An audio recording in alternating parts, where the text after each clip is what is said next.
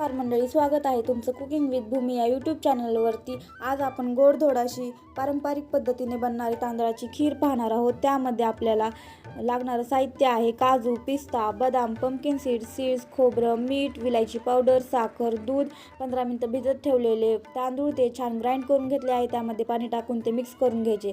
त्यानंतर गॅसवरती पातेलं ठेवून त्यामध्ये 2 चमचे तूप घालायचं व ड्रायफ्रूट्स टाकून द्यायचे आहेत। ते छान ब्राऊन होईपर्यंत भाजून घ्यायचे आहेत व त्यामध्ये दूध टाकून घ्यायचं आहे। दूध टाकल्यानंतर त्यामध्ये साखर पण टाकून घ्यायची आहे। छान वितळूस्तवर त्याला शिजून घ्यायचं आहे। त्यानंतर आपण बनवलेलं तांदळाचं मिश्रण त्यामध्ये टाकायचं आहे व विलायची पावडर ही टाकून घ्यायची आहे। त्यानंतर त्याला छान उकळी येईपर्यंत शिजून घ्यायची आहे। तर स्वादिष्ट अशी आपली खीर इथे तयार आहे। तुम्हाला आवडली असली तर नक्की लाईक करा। आणि हा होता आमचा नागपंचमीचा बेत।